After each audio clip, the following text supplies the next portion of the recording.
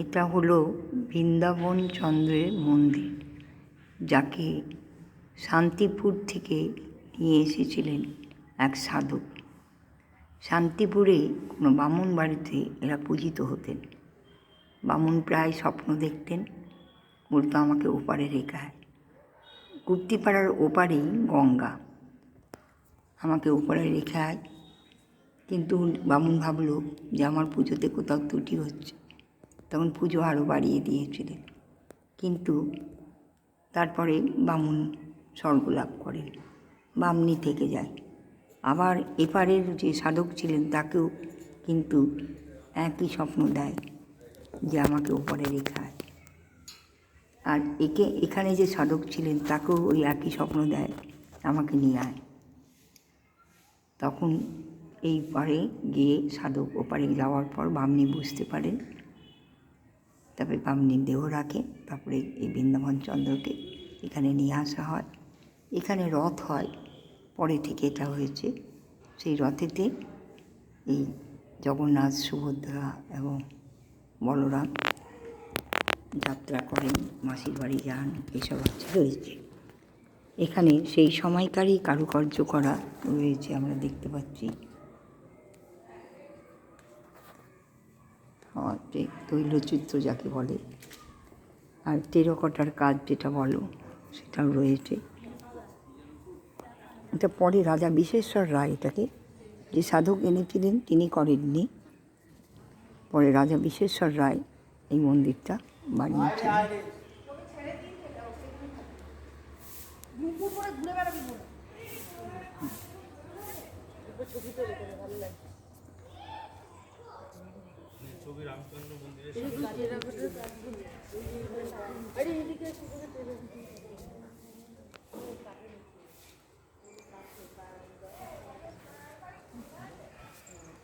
এটা পুরো যেটা একটা, তখন তো জঙ্গল ছিল, আর সাধু বাবার একটা ঝুপড়ি ছিল, সেখানে সাধনা করতেন। সেই সাধু বাবাই এই বৃন্দাবন চন্দ্রকে নিয়ে এসেছেন শান্তিপুর থেকে। আর পরে রাজা বিশেশ্বর রায় বলে সেই সাধু কাছে কেউ রেখে গেছিল সোনার ঘোড়া, সোনার মোহরওয়ালা ঘোড়া, সেই দিয়ে নাকি বানিয়েছে।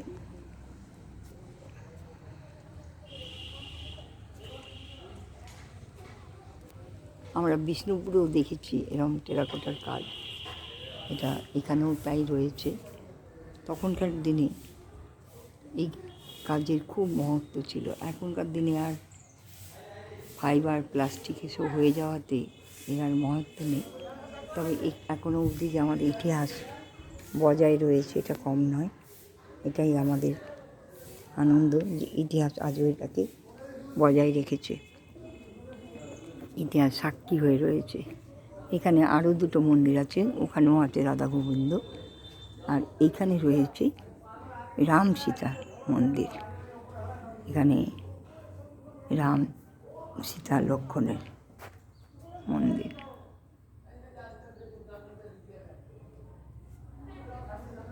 রথে যে পুতুল দেওয়া হয়, সে পুতুলেরও এখানে আছে। এখানে ভালো সাজিয়ে গুজিয়ে রেখেছে সুন্দর করে। বড় বড় এখন উপরে ধ্বজা দেওয়ার। আগেকার দিনে ওই দ্বিতীয় বলে নাকি বিদ্যুৎ চমকালে, মানে বজ্র, সেটা নিয়ে টেনে নেবে, সেটাও আগেকার দিনে এরকম করে ত্রিশূলের মতন ওপরে রেখে দিত, সেটা দেখতে পাওয়া যাচ্ছে।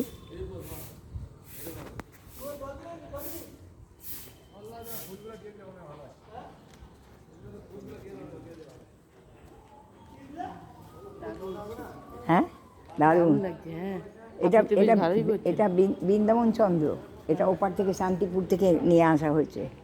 এর পুরো গল্প জানি আমি পুতুলের ফটোগুলো দিয়ে দিই।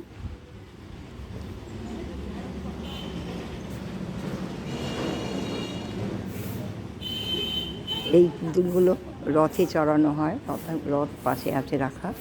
প্রত্যেক রথযাত্রাতে এই পুতুল সাজানো হয়।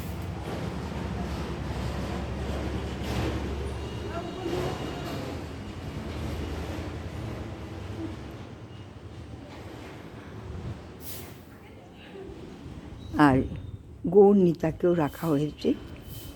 কেন গৌরনীতার তো যাই হোক আগে পরে যেই হন না কেন, গৌরনীতায় রাধাকৃষ্ণ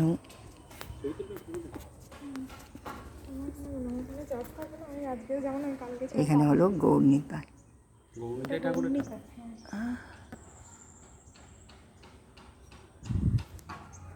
হলো মাটিতে চাঁদের উদয়কে দেখবি আয়, এমন যুগল চাঁদ কেউ দেখিস নাই, দেখ সে নদী আয়।